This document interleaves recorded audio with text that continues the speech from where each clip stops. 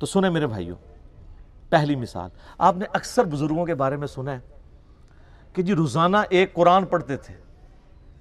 کوئی آگے جاتا ہے وہ کہتا ہے جی رات کو کھڑے ہوتے تھے، ایک ٹانگ پہ ایک قرآن پڑھتے تھے، دوسری ٹانگ پہ کھڑے ہو کے دوسرا قرآن. جس نے تھوڑی لمبی چھوڑنی ہوتی ہے وہ کہتے ہیں جی 3 قرآن روز کے.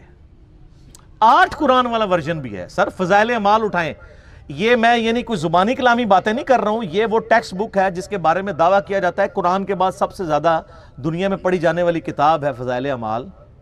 میں تبلیغی جماعت سے بڑی محبت کرتا ہوں، آپ کو پتہ ہے. جہاں پہ علمی اختلاف ہے میں ضرور ریکارڈ کرواؤں گا. مولانا طارق جمیل صاحب حفظہ اللہ تعالیٰ کے سامنے بھی سارا مقدمہ رکھا ہے. اور آپ کو پتہ ہے تبدیلی تو آئی ہے نا، پھر کلپ دیکھا آپ نے، تبدیلی آ گئی ہے، وہ بھی مانتے ہیں. لیکن ان بیچاروں کا جتنا زور چلتا ہے اتنی بات کر سکتے ہیں. تو یہ فضائل اعمال میں لکھا ہوا ہے میرے بھائی کہ ایک بزرگ تھے روزانہ ایک قرآن پڑھتے تھے. ایک اور بزرگ کا لکھا ساتھ کہ وہ 3 قرآن روزانہ پڑھتے تھے. پھر آگے کہتے ہیں 8 قرآن بھی روزانہ پڑھتے تھے. اور پھر لکھا کہ امام ابو حنیفہ رحمہ اللہ تعالی رمضان شریف میں 61 قرآن پڑھتے تھے. 61 کی گنتی وہ کہتے ہیں ایک قرآن دن میں ایک رات میں، کتنے ہو گئے 60، اور ایک تراویح بھی. ہاں جی ایک 8 تھا، پھر تاک کرنا تھا نا انہوں نے. اب یہ لانا بات ہے جب 29 روزے ہوتے ہوں گے پھر کیا کرتے ہوں گے. تو بہرحال لوگ کہتے ہیں 61 قرآن امام حنیفہ رحمہ اللہ. یہ فضائل اعمال میں لکھا ہوا ہے. سر ہم جے پی جیز ایڈ کریں گے، ایک ایک چیز کا جے پی جی ڈالیں گے تاکہ آپ ایک بار یہ سوچیں کہ مرنے سے پہلے اے مسلمان کر لے اس پہ غور. کتابوں کا خدا اور ہے، بابوں کا خدا اور. یہ بابوں کا تعارف ہے قرآن کے حوالے سے، اور ایک کتابوں کا تعارف ہے.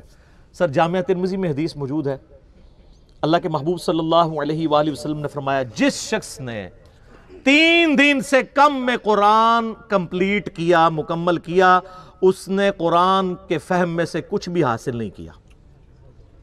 یہ ان کو کہہ رہے ہیں جن کو عربی آتی تھی، تو آنو تو عربی آندھی بھی کوئی نہیں. جن کو عربی آتی ہے ان کو کہا جا رہا ہے 3 دن سے کم میں قرآن مکمل کیا تو فہم اس کا حاصل ہی نہ کیا. تو یہ جو 8 قرآن روزانہ کر رہے ہیں یہ کس سنت پہ عمل کر رہے ہیں؟ اپنی وشفل تھنکنگز میں سرگرداں ہیں. اور اس سے بھی مزے کی بات صحیح مسلم میں حدیث ہے، نبی علیہ السلام نے صحابہ کرام سے فرمایا، یہ حدیث بخاری میں بھی ہے لیکن مسلم میں ڈیٹیل ہے، بخاری مسلم دونوں میں ہے، کہ بھلا بتاؤ تم میں سے کسی شخص کی استطاعت ہے کہ وہ ایک رات میں 1/3 قرآن پڑھ لے، یعنی 10 پارے. آج کی ڈیٹ میں پارے اس زمانے میں تو نہیں تھے.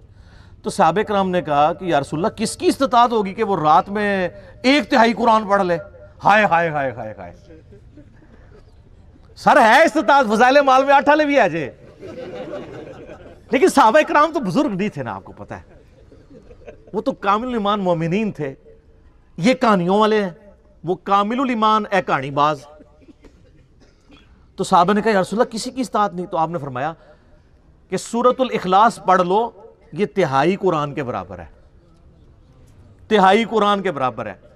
اپنے نظریات کے اعتبار سے بھی، کیونکہ قرآن حکیم کا 1/3 عقیدہ توحید ہے، اور چونکہ سورہ اخلاص توحید کی جڑ ہے، اس اعتبار سے بھی تعلیمات میں بھی یہ 1/3 ہے قرآن کا، اور فضیلت میں بھی.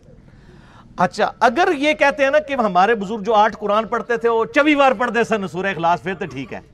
8 × 3 = 24. 24 ٹائمز اگر سورہ اخلاص کوئی پڑھ لے اور 8 قرآن روزانہ کے، اگر یہ کہتے ہیں پھر تو ٹھیک ہے. لیکن آپ کو بھی پتا ہے کہ انہوں نے یہ نہیں کہا ہوا،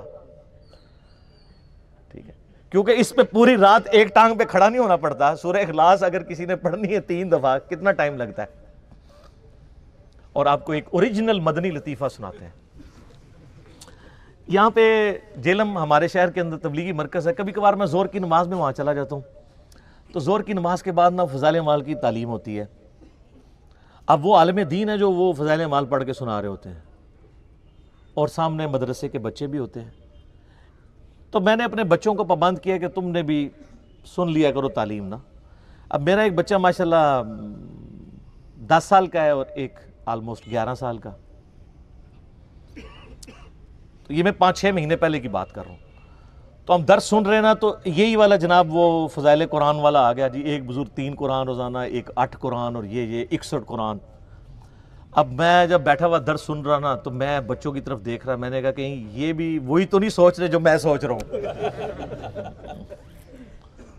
تو خیر بعد میں ہم جب موٹر بائک پہ بیٹھے، میں گھر آنے لگا تو میرا بچہ مجھے کہتا ہے، احمد کہتا ہے بابا یہ باقی باتیں تو ٹھیک تھیں، ایک بندہ روزانہ 3-8 قرآن کیسے پڑھ سکتا ہے؟ تو میں نے کہا بیٹا یہ کہانی تھی، اس کو چھوڑ دو، باقی باتیں لے لو۔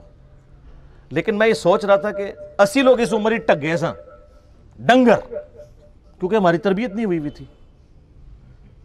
اور آج کل کے بچے سوچتے ہیں، کیوں سوچتا ہے؟ اس نے قرآن کئی دفعہ مکمل کیا، اسے پتہ ہے یہ اتنی موٹی کتاب ہے، یہ 8 دفعہ روزانہ کیسے پڑھی جا سکتی ہے؟ اب لاکھ کسی کو کہتے رہے جناب انج کر کے پڑھ لی تو انج کر کے پڑھ لی، کیسے منوائیں گے؟ اور میں نے تو احادیث سے ثابت کر دیا کہ صحابہ کرام علیہم رضوان بھی کہہ رہے ہیں کہ کس کی ہمت ہے کہ رات میں 3/4 قرآن پڑھ لے، تو نبی علیہ السلام نے وظیفہ دیا ہے سورہ اخلاص کا۔ تو ہم تو یعنی یہ ساری مثالیں آپ کے سامنے اس لیے رکھتے ہیں کہ آپ کم از کم مرنے سے پہلے اے مسلمان کر لے اس پہ غور، کتابوں کا خدا اور ہے، بابوں کا خدا اور۔